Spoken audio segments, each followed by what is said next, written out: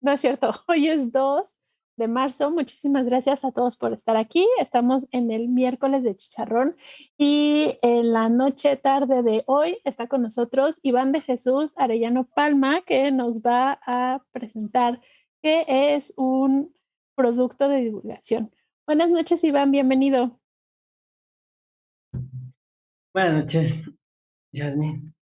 Gracias por la Perfecto. invitación. Perfecto. Voy a presentar a Iván para que lo conozcan y en un momentito nos vamos a ir con su presentación. Iván estudió biología experimental en la UAM, hizo una maestría en filosofía de la ciencia con la especialidad en comunicación de la ciencia, estudió en la Universidad Nacional de Quilmes en la Argentina con la maestría de bioinformática y biología matemática y actualmente, por si todo lo anterior no sea suficiente, está haciendo pedagogía en la UNAM. Él es escritor asiduo de artículos de divulgación en la plataforma de Cienciorama y también en Como Ves y en la revista digital universitaria, por mencionar algunas de los lugares en donde ha publicado. También ha publicado y participado en diferentes capítulos de libros. A él le gusta el ajedrez, comer y cocinar pizza, ver y también jugar fútbol y por último aprender idiomas. Iván, muchísimas gracias por estar aquí platicándonos de qué es un producto de divulgación y vámonos a un breve video en lo que Iván nos apoya compartiendo pantalla. Muchísimas gracias a todos y bienvenidos.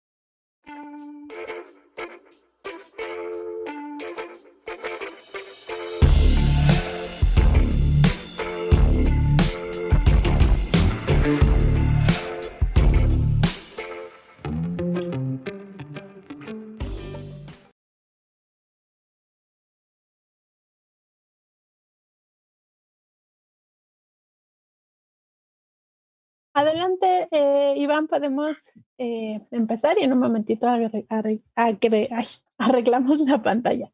Adelante, gracias y dejen sus comentarios, preguntas y saludos en los diferentes chats de las páginas en las que estamos transmitiendo. Eh, Muchas gracias, Dene, por la invitación una vez más para hablar de algo que pues, me gusta mucho y que le hice incluso me gusta tanto que hice un posgrado en eso. Voy a hablar sobre qué es un producto de divulgación o el arte de contar la historia, la ciencia. Entonces, espero que al final de la plática quede claro por qué titulé esto del arte de contar la ciencia.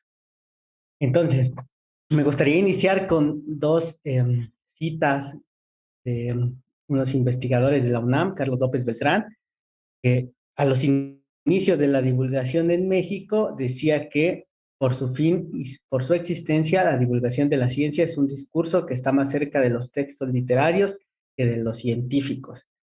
Y posteriormente, Ana María Sánchez Mora, que hizo su tesis de maestría en esto, en la divulgación de la ciencia, dijo, la divulgación de la ciencia que tiene más éxito o que es una buena divulgación es aquella que tiene mucha literatura. Al final de la plática espero que quede claro por qué elegí estas citas para iniciar.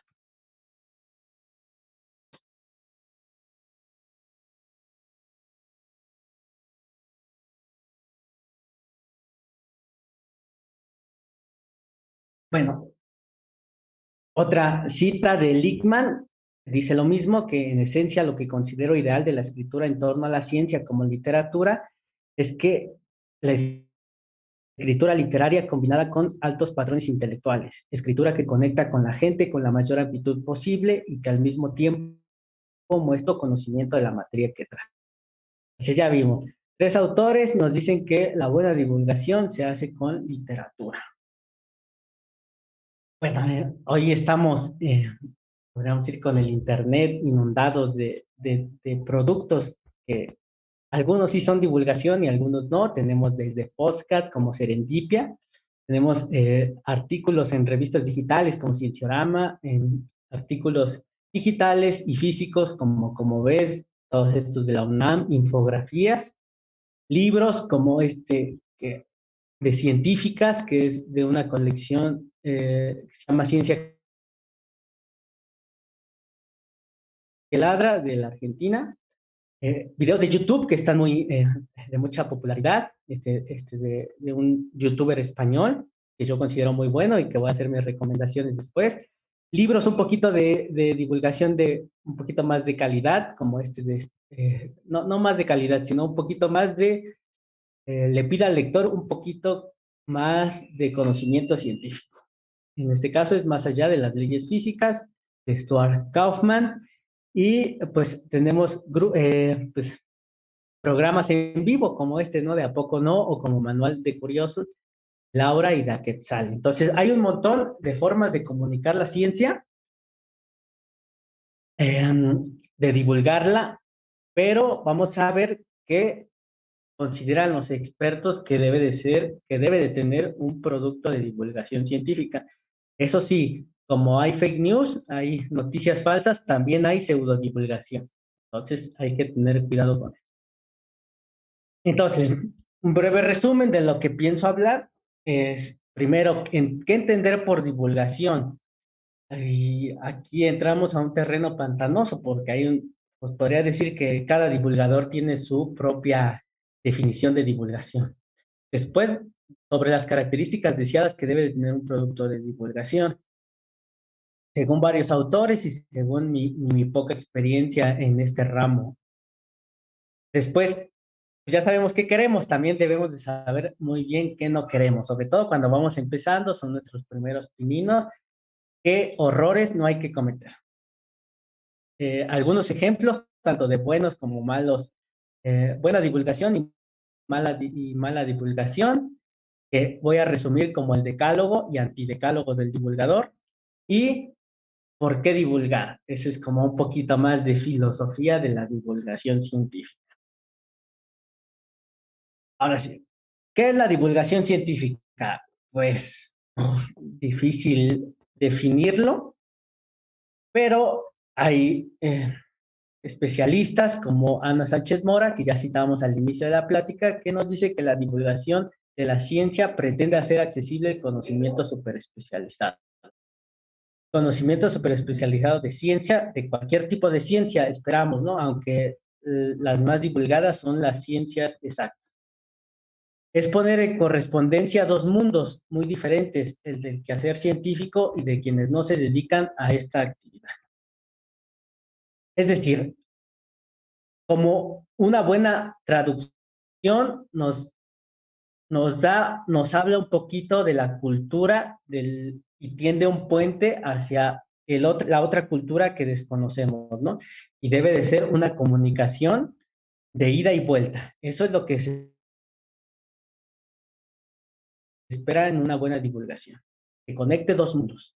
En este caso, como dice Estrella Burgos, que es la editora principal de la revista Como Ves, nos dice que es este mundo de lo científico y conectando con la gente que pues normalmente no tiene mucha, podríamos decirlo, mucha actividad en este mundo científico.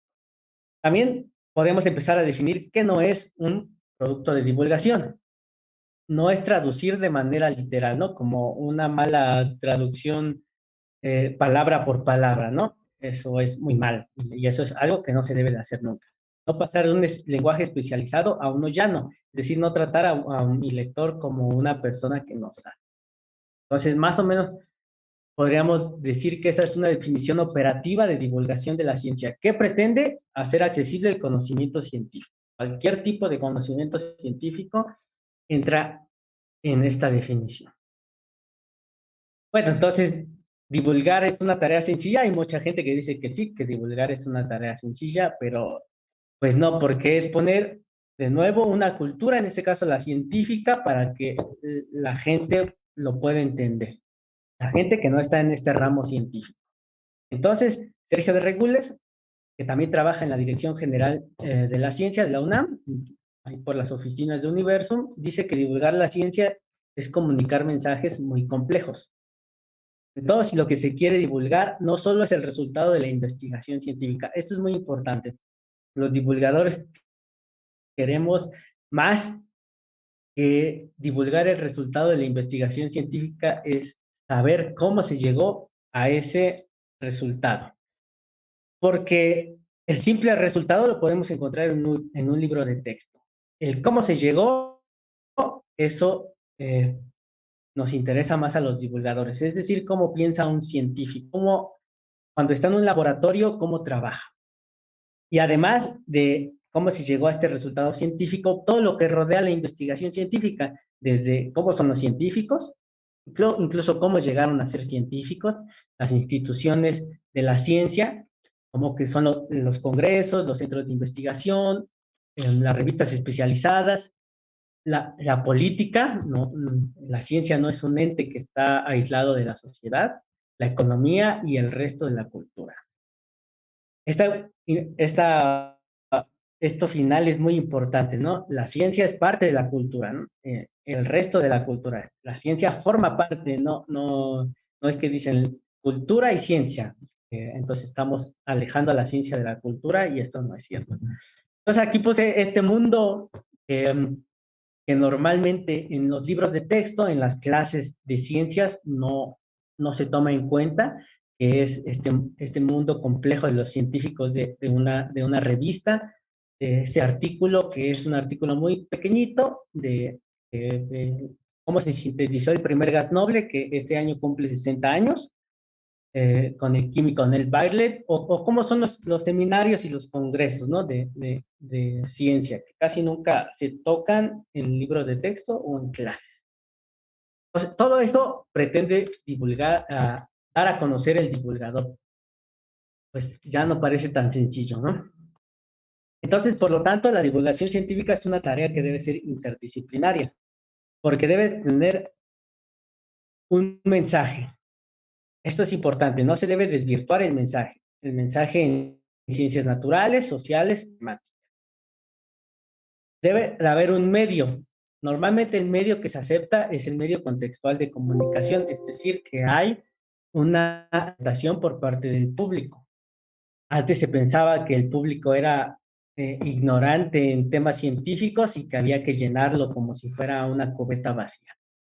Es decir, no había retroalimentación. Hoy se sabe que no es así. Ese modelo ya está pasado y se llamaba el modelo de déficit. Ahora debe de ser un intercambio. Y debe de representar un terreno común para que todos podamos entenderlo. Y este medio común va a ser una narrativa.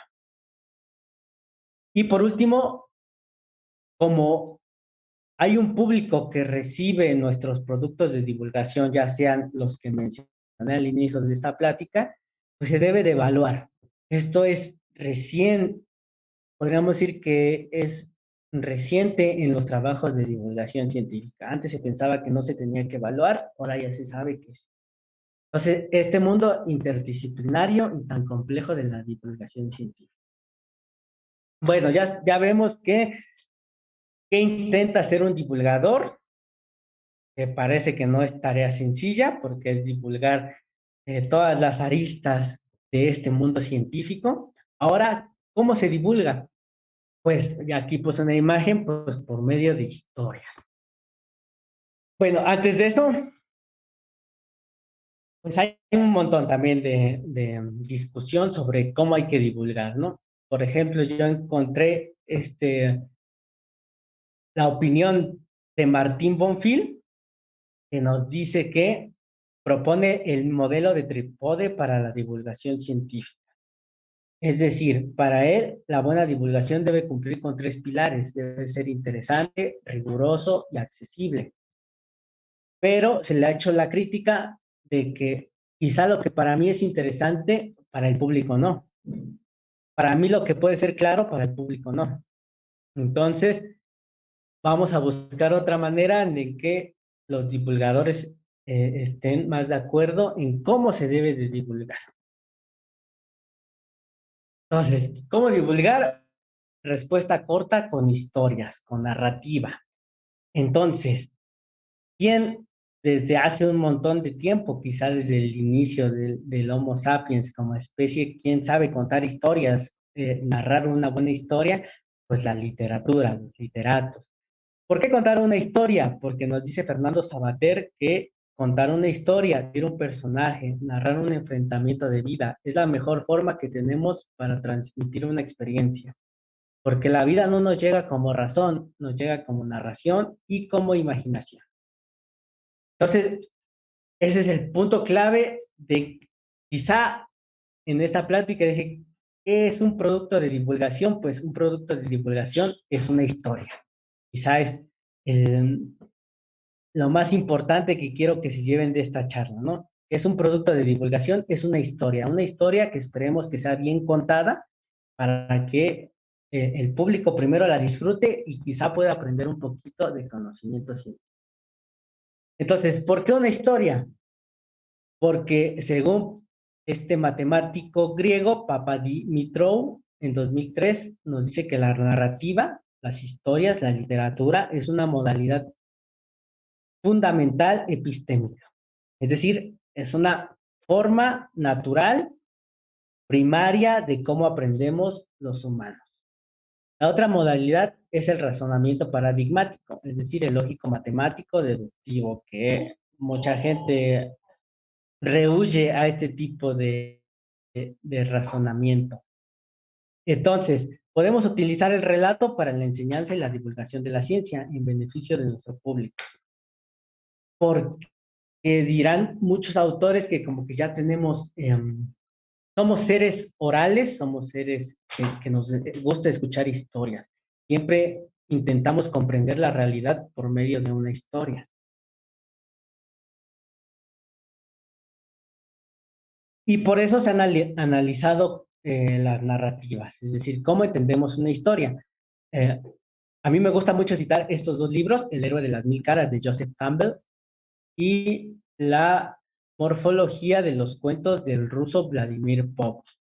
Ellos teóricamente nos dicen por qué nos gustan las historias. Nos gustan las historias porque, pues podríamos decir que ya están definidas.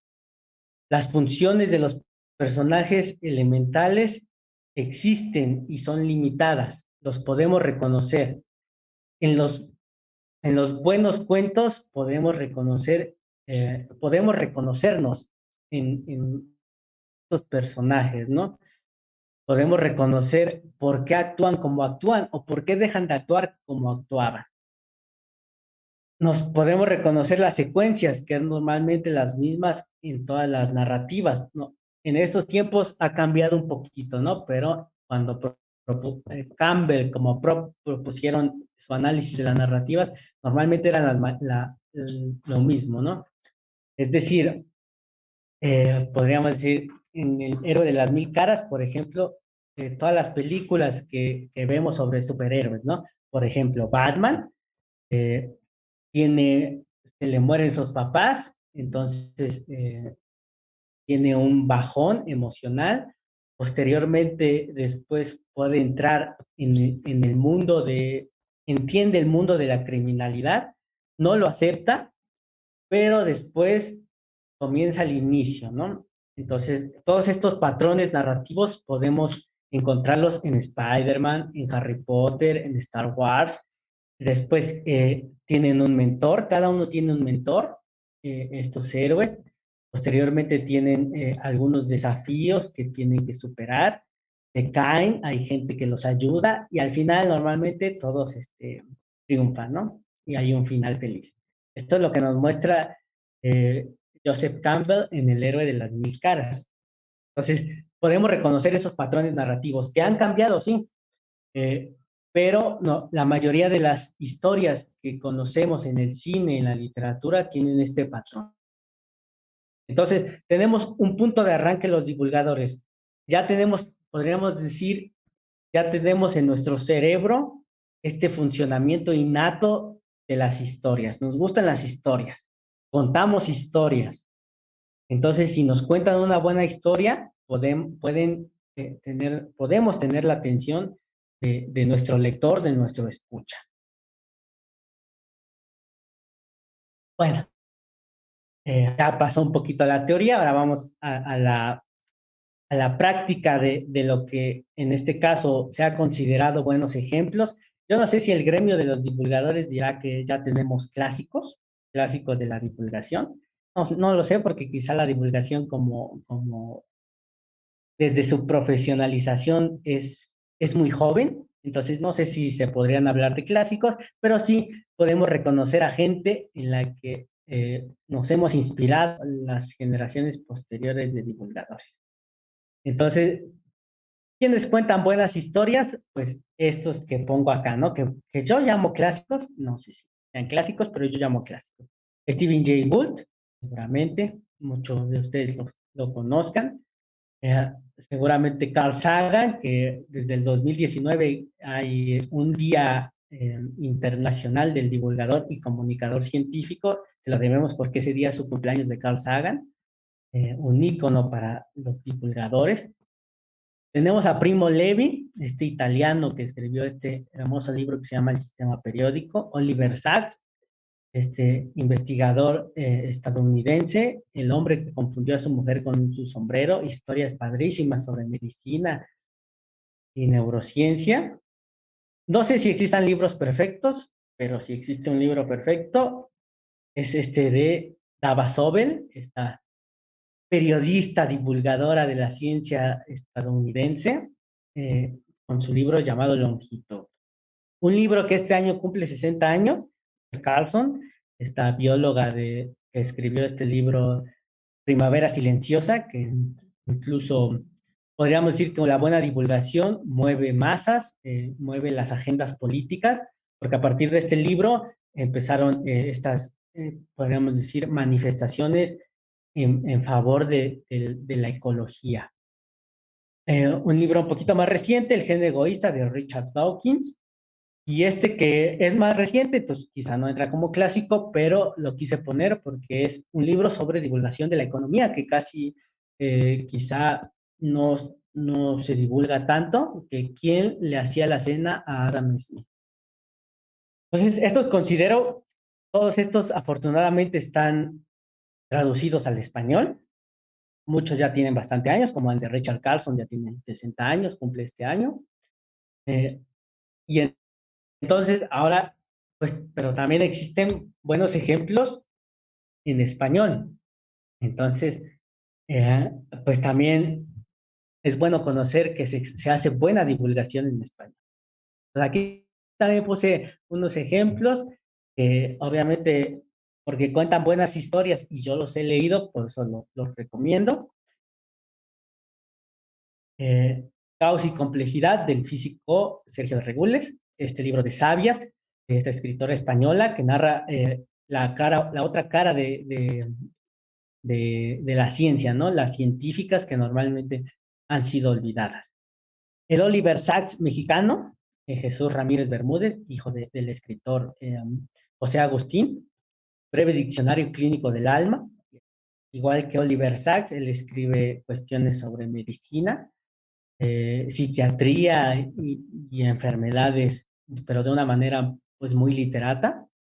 Un científico en el Museo de Arte Moderno de Luis Javier Plata, entonces une dos mundos que desafortunadamente se piensan que están muy alejados, como la ciencia y el arte. El lenguaje de las matemáticas, mucha gente pues está alejada de las matemáticas, él nos muestra la historia de los símbolos matemáticos, eh, por qué utilizamos, por ejemplo, una cruz para la multiplicación, ahí viene muy bonito explicado. Inteligencia Matemática de Eduardo Sáenz Cabezón, este matemático que se ha hecho muy famoso por su canal de YouTube Derivando. Es un libro también muy recomendable. Del Cero al Infinito, del argentino Pablo Amster, eh, que, que es uno de mis favoritos. Todo es cuestión de química de Débora, que es una química española, y un científico en el lavadero de Florencia Cervera, que es una química de... Entonces, tenemos buenos ejemplos en español. Eh, Al igual que en otros idiomas que afortunadamente existen traducción en español. Ahora sí, vamos, ya que ha quedado claro la idea fundamental de esta charla de que un producto de divulgación debe contener una historia, y si es una historia bien narrada, es decir, que tenga literatura, pues vamos a ir a la práctica, ¿no? Les voy a leer unos fragmentitos de estos libros que he recomendado, por eso los recomendé, porque ya los he leído y quiero compartirlos con ustedes, son breves. Entonces, vamos a lo que nos cruja. Y entonces, Pablo Amster, de este libro, Del cero al infinito. Fíjense cómo inicia. Es el inicio del libro. En un lugar de la lógica, de cuyo nombre no quiero acordarme, cada habitante tiene un club de admiradores. Este club es único y puede ser vacío, tal como ocurre con aquellos individuos que, de tan impopulares, no son capaces siquiera de despertar la admiración propia. Eh, pues es un inicio, pues para mí, muy emotivo, ¿no? Nos remite quizá a la mejor novela que se ha escrito, pues no solo en español, sino podríamos decir, debe estar en el top 10 de todas las grandes novelas de la humanidad, ¿no? El Quijote de la Mancha. Seguramente ustedes sabrán cómo inicia el Quijote, ¿no? En algún lugar de la Mancha, de cuyo nombre no quiero acordar, ¿no? Entonces, ¿qué hace Pablo? Él dice, en un lugar de la lógica, de cuyo nombre no quiero acordar. Y con esto Pablo empieza a contar lo que muchos historiadores de la matemática han llamado la crisis de los fundamentos de las matemáticas. Cuando llega a fundarse la matemática como esta ciencia lógica, y nos narra cuestiones como la paradoja de Russell, los transinfinitos de Cantor. Cantor demostró que existen infinitos más grandes que otros infinitos, que antes no se pensaba que existiera eso, y cambió la matemática. La teoría de conjuntos, que quizá muchos de nosotros estudiamos alguna vez y guardamos con cierto resquemor en nuestra memoria. Entonces, es un inicio tremendamente literario, ¿no? Como dice Ana María Sánchez Mora y Carlos López Beltrán, ¿no? La divulgación está más cerca de la literatura que de la ciencia. Pues aquí tenemos un inicio de Pablo Amster con esta novela del Quijote de la Mancha. Aquí está otra que es de Juan Villoro, que quizá ustedes lo conozcan. Juan Villoro no es científico, él es escritor. Es un escritor mexicano y este pequeño texto se llama El lenguaje secreto de las cosas. Lo hizo en alusión al centenario del nacimiento de Primo Levi. Primo Levi, que también mostré como libros que considero yo esenciales o clásicos de la divulgación. Entonces nos dice, el pasado puede ser visto como una cárcel de la que hemos huido de milagro. De manera asombrosa, el tiempo anula situaciones que parecían insalvables. Sin que pudiera explicármelo del todo, me libré de un acorralamiento que creía definitivo, las clases de química. No tengo la menor idea de cómo aprobé esta materia de la que nunca supe nada y de la que solo recuerdo el olor ácido del aire después de una explosión. Pues nos remite al terror que quizá muchos, yo no, porque me encanta la química y he estudiado química, pero el horror que la química puede causar a muchos estudiantes, ¿no? Y a muchas personas que alguna vez vieron química y que como a Juan Villoro, pues quién sabe cómo aprobaron, como dice él, porque nunca aprendieron nada, ¿no? Entonces, este es de nuevo un inicio muy, muy literato que puede, pues sí, puede atañirle a mucha gente, ¿no? Entonces, después, este es el inicio también de su texto que se llama El lenguaje secreto de las cosas, y después nos narra un poquito de cómo fue perdiéndole este miedo a la química, ¿no? Debido a la poesía, a la literatura, y que por fin pudo reconciliarse, dice Juan Villoro, con la química, con el libro de Primo Levi, que me regresaré tantito, es este de acá, estoy marcando, pero se vea Primo Levi, el sistema periódico. Este es el libro que dice Juan Villoro que lo reconcilió con la química. Y es un libro muy bonito porque Primo Levi Va narrando diversos elementos químicos como el carbono, como el azufre, como el plomo, y les va dando personalidad, los va metiendo en una historia para que puedan ser entendidos. Entonces regresando.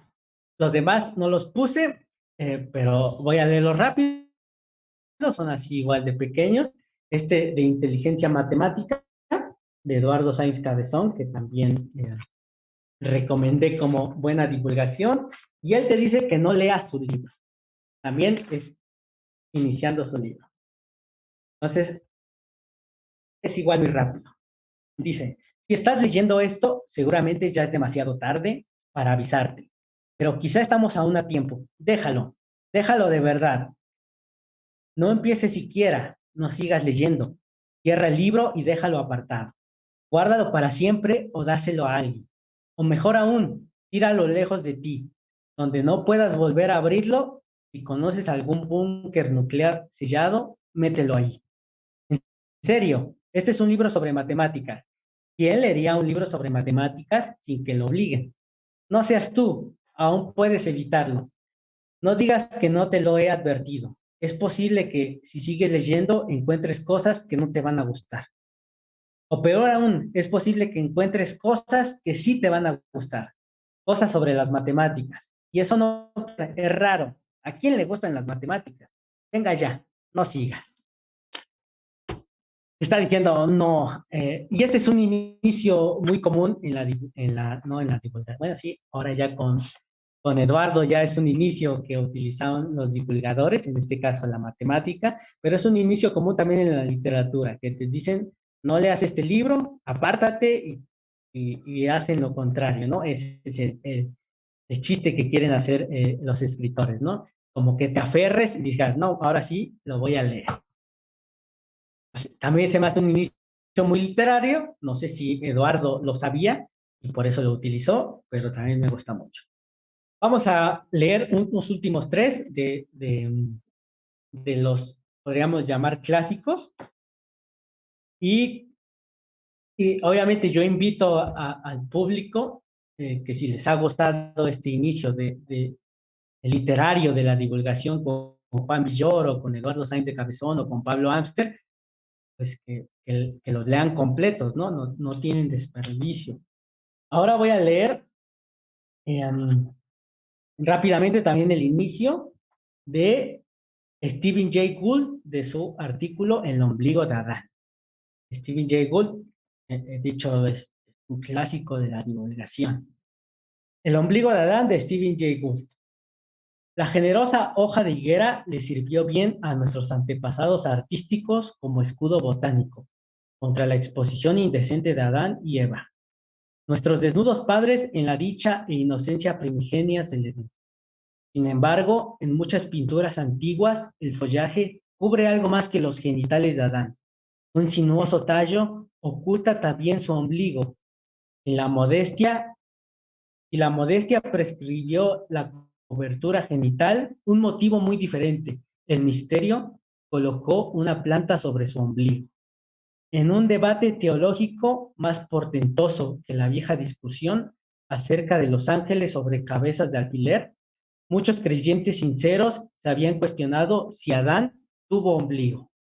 Después de todo, él no nació de una mujer y no requería de un vestigio de su inexistente cordón umbilical. Pero aún así, ¿no habría hecho Dios a su primer hombre igual al resto por venir? En otras palabras, ¿no habría creado Dios con la apariencia de preexistencia?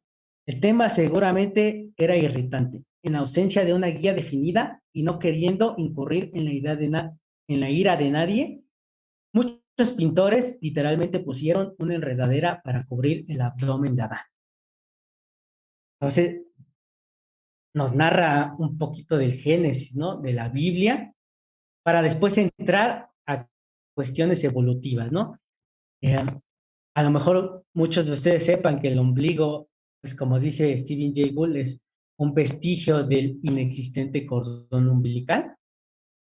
Entonces, este es un inicio, pues muy literario, ¿no? Incluso, pues se va al libro más vendido y más popular de la historia, que es la Biblia. Y acá camino, vamos a leer por último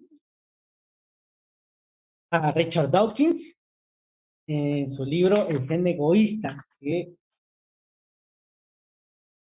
que nos va a narrar lo importante que son las mutaciones en la biología. Entonces, en la introducción del gen egoísta, Richard Dawkins, a lo mejor ustedes lo conocerán porque es el creador de la palabra meme, ya todo el mundo conocemos, ¿no? Él fue el que propuso incluso en este libro, El gen egoísta, esta palabra meme, que hoy pues está en todas las redes sociales, ¿no? Entonces recomiendo de nuevo mucho este libro. Pero ¿qué dice sobre los errores en la biología, en las mutaciones en la biología? Dice, imagínense los días anteriores a la imprenta, cuando se copiaban a mano libros como los evangelios. Todos los escribas, no importa cuán cuidadosos, están expuestos a cometer unos cuantos errores, algunos no lejos de hacer una pequeña mejora voluntaria. Si todos ellos copiaran de un solo original, el significado no se pervertiría demasiado, pero háganse copias de otras copias que a su vez fueron hechas de otras copias. Y entonces los errores empezarán a acumularse y a volverse serios. Tendemos a considerar el copiado errático como algo malo. Y en el caso de los documentos humanos, es difícil pensar en ejemplos donde los errores puedan describirse como mejoras. Supongo que, al menos, podría decirse que los sabios de los 70 iniciaron algo grande cuando tradujeron mal la palabra hebrea para mujer joven por la palabra griega para virgen, resultando así la profecía. He aquí que una virgen concebirá y dará a luz a un hijo. De cualquier modo, como veremos, el copiado errático en los replicadores biológicos puede auténticamente dar lugar a mejoras. Y para la evolución de la vida fue esencial que se cometieran algunos errores. Pues de nuevo, ¿no? Literatura de gente que es culta en varios ámbitos de la cultura, en este caso de nuevo, nos vamos un poquito al Génesis, al Antiguo y al Nuevo Testamento, en que nos dicen cómo se pasó, según Dawkins, de este error de decir que María era una mujer joven a decir que era una mujer virgen y de ahí nació Jesucristo. Pero bueno, eso es la literatura y después Dawkins lo utiliza para explicar un poquito, pues, las mutaciones y la importancia de las mutaciones en la biología, que es lo que se trata un poco su libro del gen egoísta. Otra vez recomiendo que si pueda lo lea.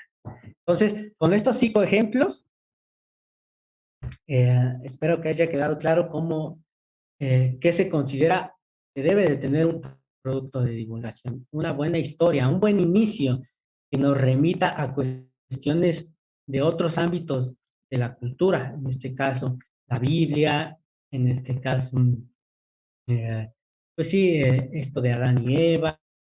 Entonces, porque normalmente la gente conoce un poquito de esto, ¿no? Entonces,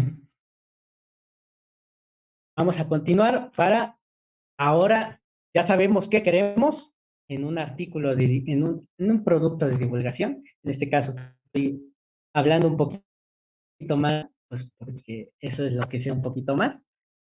Y ahora vayamos a ver el antidecálogo del divulgador o el manual del antidivulgador.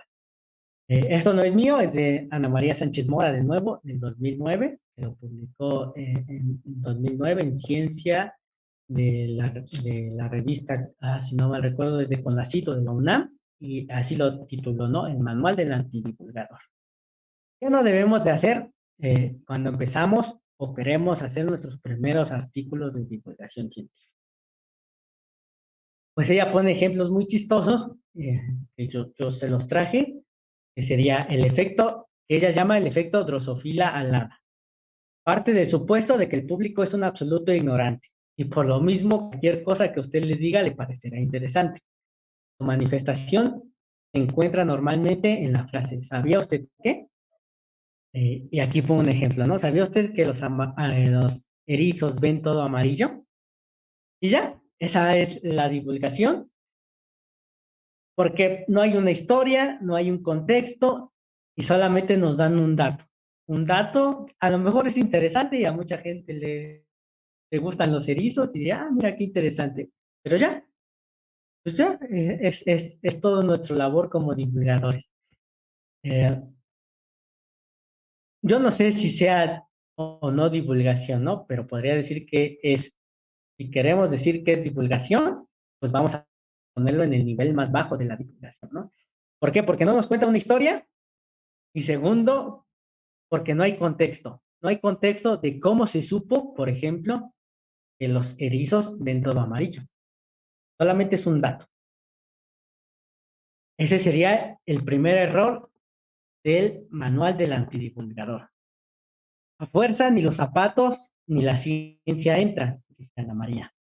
Dicho de otra manera, lo que prometía ser un ameno relato, se le mete ciencia con calzador. El discurso de los personajes se convierte abruptamente en una exposición científico-didáctica. Ejemplo, la noche era extraordinariamente romántica. Las libélulas giraban en torno a la pareja de enamorados. Pedro tomó a Luisa de la mano y señalando hacia el firmamento, hasta ahí todo bien, ¿no? Nos puede atrapar y si estamos enamorados, pues qué mejor, ¿no? Pero después que dice Pedro, le dijo, el diagrama HR muestra el resultado de numerosas observaciones sobre la relación existente entre la magnitud absoluta de una estrella y su temperatura superficial. Espérate, espérate. Pedro, ¿qué es el diagrama HR? ¿Por qué hay una relación existente entre la magnitud de su estrella y su temperatura? ¿No que éramos ignorantes? Ahora o estamos estudiando un posgrado en astrofísica. Entonces, lo que parecía ser algo bonito, un buen inicio, que quizá muchos de nosotros hemos vivido una noche romántica bajo las estrellas, se convierte, nos mete en ciencia y obviamente vamos a dejar el texto, ¿no? Nos espanta. Entonces, otra cosa que no debemos hacer cuando hacemos divulgación. Título de tentación y texto de arrepentimiento. Efecto negligé a media luz. Cuando se juega con las expectativas del lector, al ofrecerle un título tentador y después un texto de arrepentimiento. Por ende, la lectura no pasará del primer párrafo. No quiere decir que uno como divulgador no busque títulos que sean tentadores, sean buenos, sean originales, no, no. Quiere decir que si ofrecemos un título tentador, pues el texto también debe ser tentador, debe ser provocativo, debe ser original. Yo puse ¿quién le teme a la tabla periódica? Me encantó, ¿no? Como dijo Juan Villoro, ¿no? Pues sí, muchos le tenemos a la química. ¿Qué pensamos que es la química? Pues la tabla periódica. Entonces, pues, ese libro se me hizo muy, muy bueno y dicen que es de divulgación, es del Colegio Nacional. Yo lo compré porque a mí me encanta la química y cuando lo abro, pues me llevo muchas decepciones, ¿no? Es texto de arrepentimiento. Sobre todo un artículo que también tiene un libro, un título muy bonito que se llama Mis elementos favoritos, el litio y el azufre del doctor Juaristi. Y me dan ganas de escribirle al doctor Juaristi, porque todavía vive y trabaja en el CIMBESTAB, y preguntarle, doctor, este artículo fue escrito para sus alumnos de doctorado en química orgánica. O sea, no se puede leer, ¿no? Una gente que no sepa de química como Juan Villoro, pues te vuelves a espantar, ¿no? Juan Villoro si lo lee se vuelve a espantar y va a decir, sí, de nuevo no es de la química, ¿no? Entonces, pues si vamos a tener un buen título, que también nuestro texto sea un buen texto y que sea original, ¿no? No hay que jugar con las expectativas de nuestro lector o del que recibe nuestro producto. Otra muy socorrida es recurrir a la historia. Queremos explicar un concepto complicado y vamos a la historia. Y hay título, un subtítulo, pues podríamos decir aburrido, que normalmente es breve recorrido histórico o una breve historia, y nos remontamos y hacemos una línea de tiempo histórica muy aburrida, y que normalmente en mi experiencia he visto que termina en Aristóteles. Aristóteles lo sabía todo. Aristóteles fue el primero en iniciar la biología. Aristóteles fue el primero en estudiar la astrología. Aristóteles lo supo todo, entonces ese es un tipo de historia que la mayoría de los lectores les va a parecer aburrido, ¿no? Y más con ese subtítulo, ¿no? Breve recorrido histórico. Tampoco, vamos a evitar. Otra muy común, ¿no? Ven, amiguito, a divertirte. Utilizar la ciencia de manera divertida. Entonces, decimos los divulgadores, o lo podríamos decir los malos divulgadores. La ciencia es divertida. Pues, ¿quién me va a creer, no? Si de todos modos la mayoría de la gente está alejada de la ciencia, por decirle que la ciencia es divertida, pues no gano nada, ¿no? Y después van a mi producto de divulgación y ven la feria de la mitocondria, el carrusel de la entalpía. Jugaremos a la lotería de los organelos celulares. Dispárale al bosón de Higgs. Y entonces el lector, buen lector, que uno de los axiomas que veremos ya al final de esta plática, pues nos puede decir, oye, pues no soy tonto, ¿no? ¿Por qué me lo narras así? Entonces, si quiero decir que la ciencia es divertida, lo tengo que mostrar. Ese es un axioma de los divulgadores. No me lo digas, muéstramelo. Si quieres que sirve que la ciencia es divertida, muéstrame.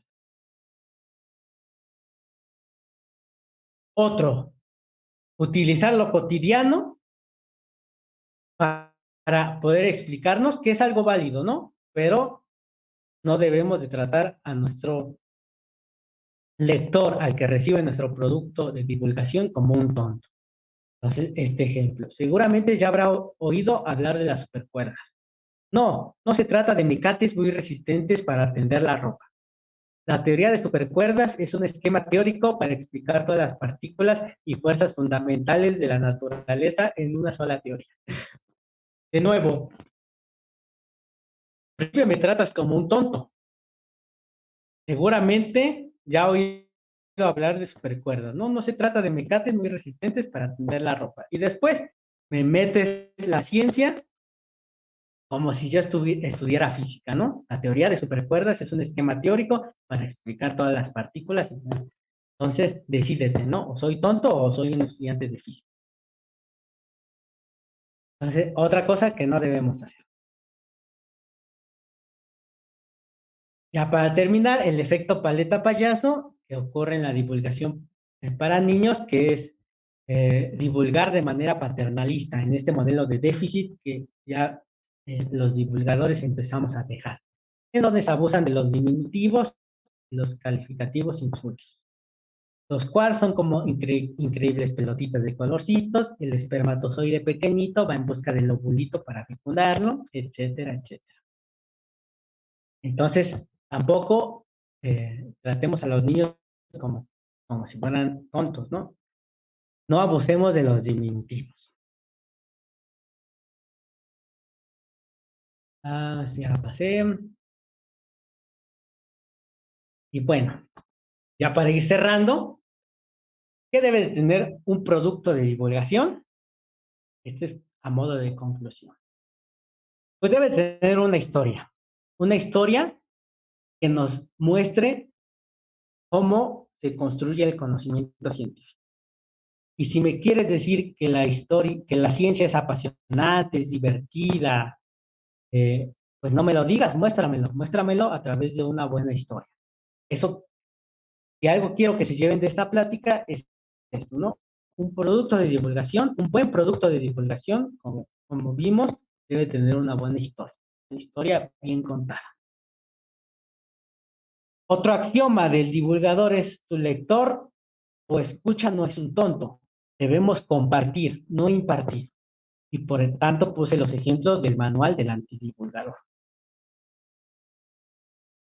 una cosa muy importante es que la idea científica debe de ser correcta, como mostré en los buenos ejemplos de divulgación, ¿no?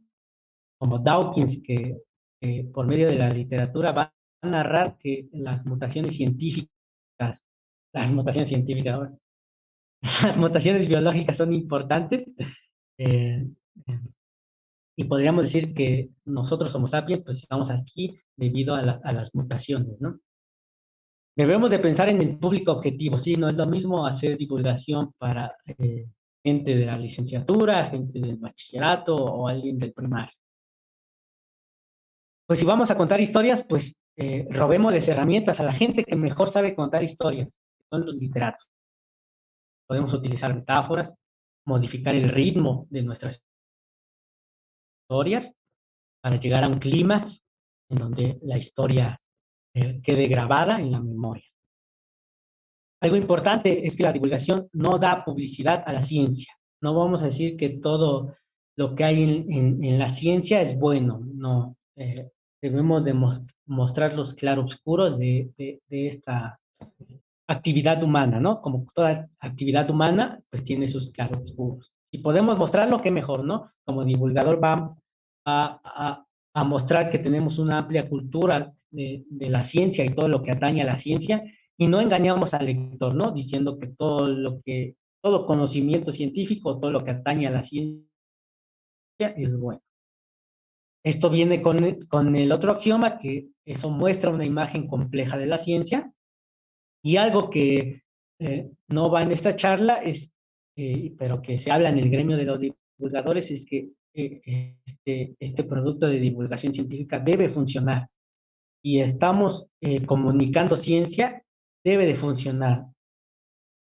Tenemos que empezar a evaluar nuestros productos de divulgación científica. Primero, para saber si está llegando al público que queremos que llegue, si están aprendiendo ciencia, si se está modificando su manera de entender la ciencia. Entonces, si queremos que sea comunicación de la ciencia, debe de haber una retroalimentación que se debe de evaluar. Y bueno, ya para terminar, eh, ¿por qué seguimos divulgando? Estas son palabras de Diego Golombe, es el coordinador de la colección Ciencia que Ladra, que mostré arriba al inicio de esta presentación, que yo afortunadamente conocí en la Universidad Nacional de Quilmes, y que nos dice Diego Golombe. ¿Por qué divulgamos? Porque la verdadera riqueza reside en las ideas que tenemos en la cabeza. Y la ciencia es una gran organizadora de ideas, como un peine que recorre las circunvoluciones del cerebro. La divulgación puede ayudar a que nos animemos otra vez a pensar disparates maravillosos, a quedarnos estrujados de tortícolis mientras nos preguntamos cómo puede ser que esa estrella que miramos ya no exista más, a mezclar detergente con jugo de naranja, a ver si salen pompas de jabón más dulces y jabonosas. Porque es profundamente sanador compartir de mirar el mundo con ojos de científico. Entonces, ¿para qué divulgamos? Para que eh, la ciencia deje de verse como algo para listos, para gente muy lista que está muy fuera de nuestra realidad cotidiana. Tener los ojos de un científico puede ayudarnos a entender esta realidad tan cambiante que tenemos día a día. No digo que sea el único, ¿no? Tenemos otras maneras de asir la realidad, que podría ser la filosofía, el arte, la literatura, ¿no? Pero si nos cerramos a este mundo científico, pues nos perdemos de una puerta de entrada para entender la realidad. Bueno, un poco de los libros que utilicé en mi transcurso como divulgador y para esta plática, que yo recomiendo por si quieren seguir, conocer un poquito más del tema de la divulgación como literatura. Un buen producto de divulgación debe ser una buena historia. Entonces, a mí me ha servido sobre todo para divulgación escrita, mientras escribo de Stephen King. Yo nunca he leído un libro, una novela de Stephen King, pero mientras escribo he aprendido mucho sobre escritura con Stephen King. Convertirte o ser un novelista de John Garden, que es un periodista. Herramientas para escribir de Peter Clark, que también es una para te da consejos de cómo escribir mejor. Del Premio Nobel de Literatura Orman Pamuk, el novelista ingenuo, eh, también lo recomiendo mucho eh, para aprender a escribir mejor. Y en cuestiones de divulgación, la divulgación de la ciencia como literatura de Ana María Sánchez Mora. Este libro de la divulgación de la ciencia a través de formas narrativas del doctor Aquiles Negrete y narrar la ciencia también del doctor Aquiles Negrete como compilador. Y pues creo que por mi parte es todo. Muchas gracias. Muchísimas gracias, Iván. En lo que dejas de compartir pantalla, vamos brevemente a un videíto y regresamos para ver sus preguntas que están dejando en el chat. Perfecto.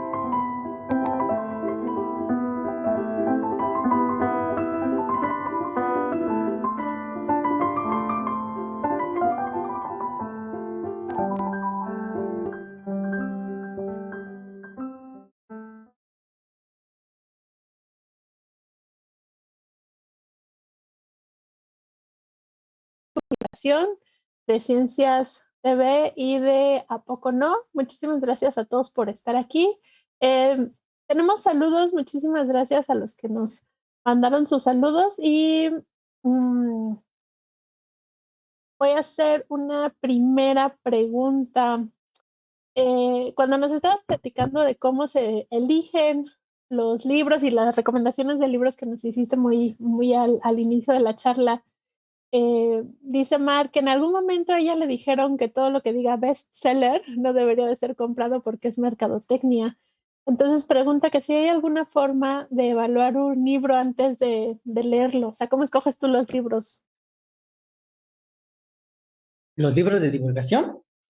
Sí. Ok, esta es una pregunta interesante. A priori no podemos saberlo, ¿no? Mucha gente dice que un buen libro, en este caso de divulgación, va a ser un buen libro si con el transcurrir del tiempo, a pesar de que el conocimiento científico que contenga pueda ser superado, se sigue hablando de él porque nos enseña a los futuros divulgadores técnicas para hacer buena divulgación. Pero, pues no nos vamos a esperar 50 años como en Primavera Silenciosa para saber si es un, es un buen libro, ¿no? Entonces, esa es, yo hablé sobre todo en esta plática de lo que Ana María Sánchez Mora llama el primer grupo de divulgación, la primera escuela de divulgación, que es cómo divulgar el conocimiento científico. La segunda escuela de divulgación es la que aquí en México sobre todo ha iniciado el doctor Aquiles Negrete, que es hacer evaluación de los productos de divulgación.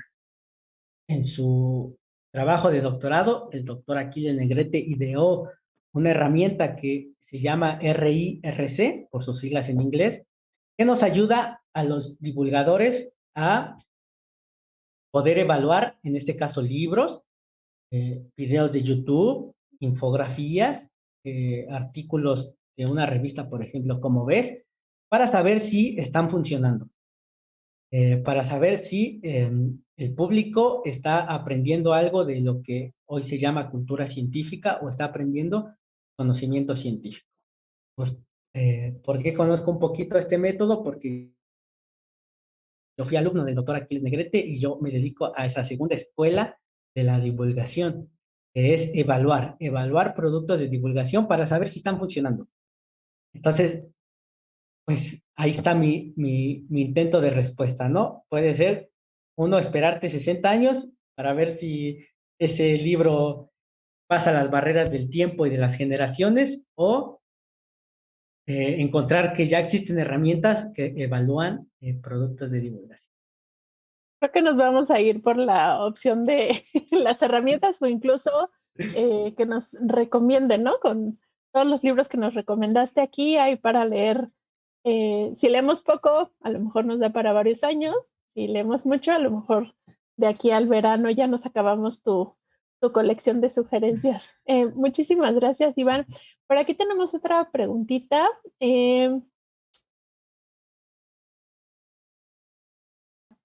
Y nos la hace Nayeli. ¿Qué posición ocupa México en producción de divulgación científica a nivel de América Latina? Y la otra preguntita es, ¿cuáles son los principales resultados que ha alcanzado la divulgación científica en nuestro país? No sé si nos puedas comentar algo. Sí, México ocupa junto con Argentina y Brasil el podio en producción de divulgación científica a nivel Latinoamérica. En- Tenemos en México la colección que primero se llamó La Ciencia desde México, después La Ciencia para Todos, que ya tiene casi 260 libros, ya tiene, según yo, un poquito más, ya como 30 años, desde 1986 inició esta colección, ¿no? Yo todavía ni nacía, ¿no? Fue muchos nosotros ni nacíamos. Entonces, México está bien posicionado a nivel en Latinoamérica en producción de productos de divulgación. Repito otra vez, en el top 3 a nivel Latinoamérica.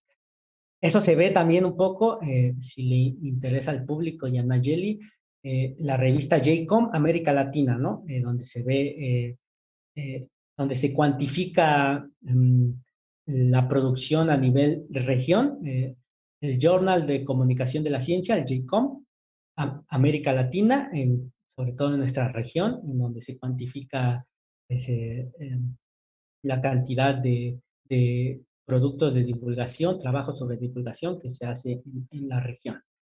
¿Cuál era la otra pregunta? Sí, la otra pregunta es, ¿cuáles son los principales resultados que ha alcanzado la divulgación científica en nuestro país? Esa es una pregunta más difícil porque podría ser una pregunta un poco subjetiva, ¿no?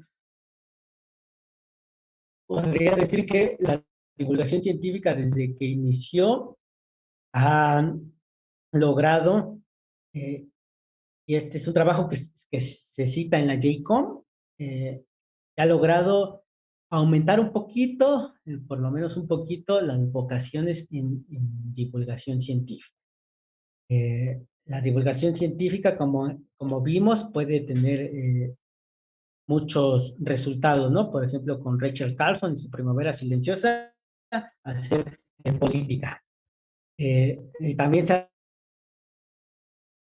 visto esto, pero no hay números, solamente es más como experiencias, más entrevistas, más cualitativo. eh, Explica que los resultados en la divulgación científica en México pues, puede ayudar primero a tener una mejor cultura científica como país y después poder potenciar vocaciones en los jóvenes, ¿no? Ya, puedo mandar toda la bibliografía si se me solicita. Muchísimas gracias. Aprovechando que dices que de la infografía, de la bibliografía, nos dicen que si nos puedes pasar después la cita del RIC o algo así, entonces ya luego Claro, nos las claro. pasas y si quieres luego nos la pasas y la Ujú. pegamos en el chat para que todos la vean. Oye, Recomiendo rápidamente dime. porque se puede conseguir en la DGDC, que es el libro, en la traducción de la tesis de doctoral de Aquiles Negrete, que como mencioné es el creador de RIRC, que lo pueden encontrar y es este libro, ¿no? Que se llama La divulgación de la ciencia a través de formas narrativas. Ahí viene explicado a partir del autor de RIRC de qué va su método. De todos modos, yo comparto los links. Muchísimas gracias. Aprovechamos para decir que ni Iván ni nosotros estamos siendo patrocinados por todos los libros que está presentando. Ojalá, ¿no? La otra Oye, pena, sí. sí, ojalá. Voy a regresarme a la pregunta de Nayeli y a tu respuesta. Dices que México está en el top 3 de América Latina, Pero ¿eso significa que lo estamos haciendo bien o solo estamos haciendo mucho? Muy buena pregunta, porque sería tu palabra contra la mía, ¿no? Yo te puedo decir, claro, tenemos muchos productos de divulgación científica, estamos produciendo mucho, por ejemplo, si yo soy de la DGDC, te voy a decir, hay 280 números de cómo ves, eso son, ¿cuántos años? Casi 25 años. Entonces, pues yo puedo decir, claro que lo estamos haciendo bien, pero se ha evaluado, tenemos retroalimentación del público al que le hemos intentado llegar. Entonces, por eso, a partir, creo yo, de hace 10 años, ha empezado a surgir con fuerza esta segunda escuela en donde puedo decir que yo pertenezco, que es evaluar la divulgación científica. ¿Es cierto que está funcionando o no? ¿O solo estamos haciendo por hacer y estamos cayendo en un loop en donde solitos los divulgadores nos retroalimentamos y nos mentimos, ¿no? Que nos dice, claro, sí está funcionando, sí, sí, sí, vamos a seguir haciendo, ¿no? Entonces, hay pocos y sobre todo menos cuantitativos sobre si en verdad está funcionando o no lo que estamos haciendo los divulgadores. Poco a poco tiene 10 años que medido en conocimiento científico, pues sabemos que 10 años es nada, ¿no? Pero ya se está empezando a evaluar productos de divulgación científica. Puedo citar los artículos bueno, ahorita no me voy a acordar obviamente de los nombres, pero hay artículos que ya muestran cómo se mide el aprendizaje en museos. Esto está en la JCOM América Latina. En la JCOM está el artículo de utilizar cómics en química a partir del libro de Primo Levi del sistema periódico y utilizando el método RIRC para ver si en verdad lo que estamos haciendo los divulgadores funciona o solamente estamos haciendo elefantes blancos, ¿no? Y eso está perfecto para saber si vamos bien o nos regresamos y vamos por el miércoles de chicharrón número 71 o nos esperamos y nos replanteamos todo. Sí. Ya nos Porque antes, acercamos, ¿mande? sí, sí, porque antes se pensaba, ¿no? Que era, yo lo hago y ahí está mi producto de divulgación, ¿no? Y se pensaba que con el simple hecho de hacerlo ya bastaba, ¿no? Y no, sabemos que no, no es así. Y por ahí va la última pregunta que tenemos, que nos dice, sí, sí, la gente que le gusta saber más, ¿qué tipo de público es? Pensando en que puede ser de diferentes edades, de diferentes escolaridades, al que a lo mejor sí le llega el ¿sabías qué? Pero porque quiere saber más, pero no se alcanza a enterar de toda la historia. ¿Qué nos puedes decir al respecto? Hay de forma, podríamos decir, general, de grosso modo, puedo eh, citar que hay 4 públicos objetivos en la divulgación, comunicación de la ciencia. Esto está en un artículo ahora de la JCOM, que no es América Latina, está la JCOM que es internacional, y este lo escribió Carmen Sánchez Mora.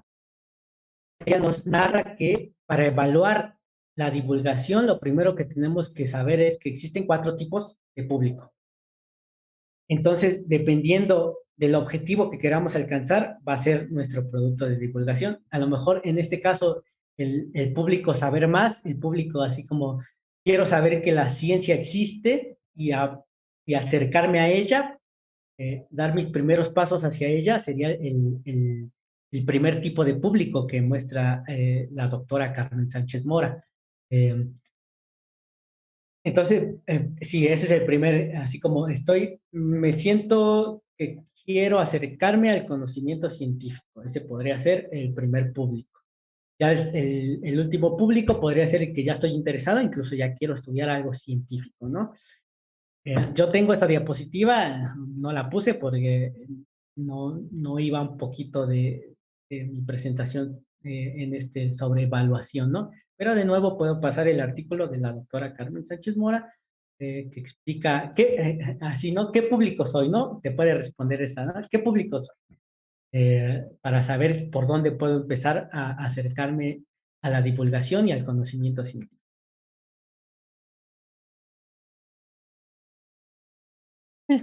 Muchísimas gracias. Tenemos otra pregunta que llegó. Vamos a aprovechar y te la hacemos, ¿no? Y es de parte de Marta. Muchas gracias, saludos. ¿Quién evalúa a los evaluadores de los productos de ciencia? ¿El árbitro de los árbitros? ¿Quién evalúa a los evaluadores? Pues quizá los referees de estas revistas que te he dicho, de la JCOM y de la JCOM América Latina. Ya nos pediste una metaevaluación, ¿no? Y yo te diría, ojalá algún día llegue, pero apenas estamos empezando a evaluar los productos de divulgación. Pues, ¿quién nos evalúa a los evaluadores?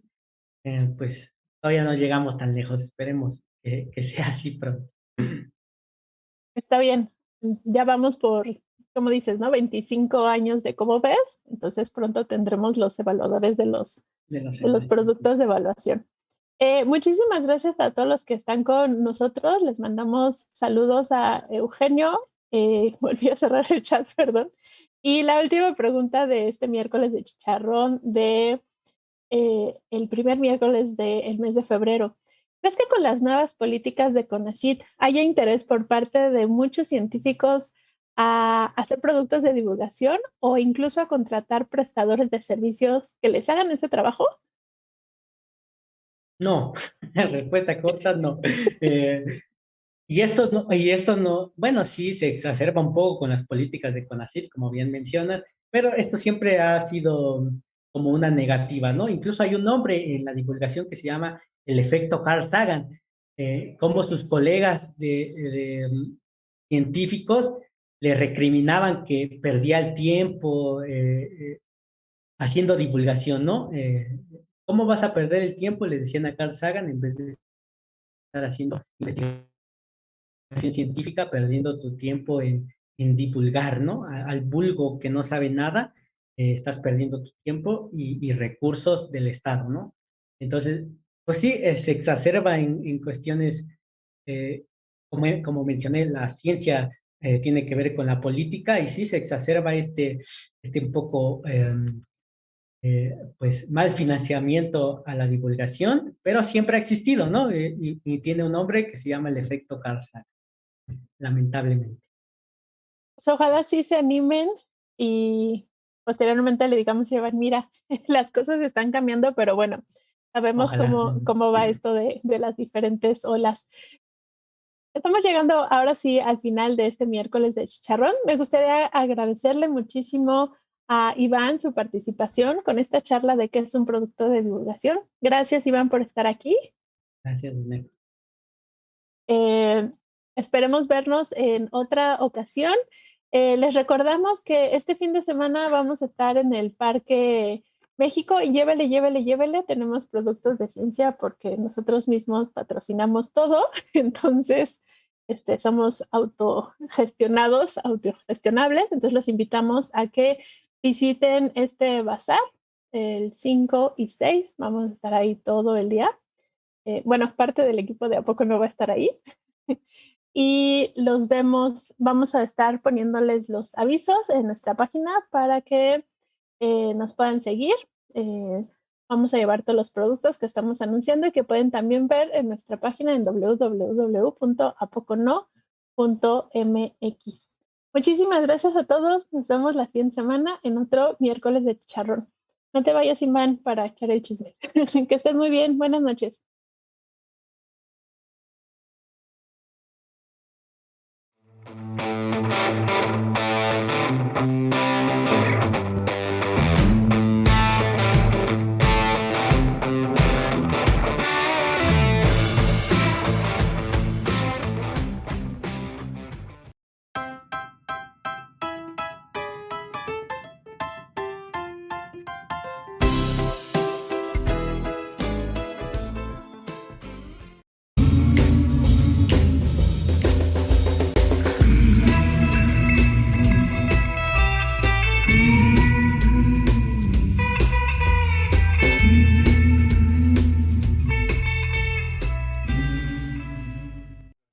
poco no?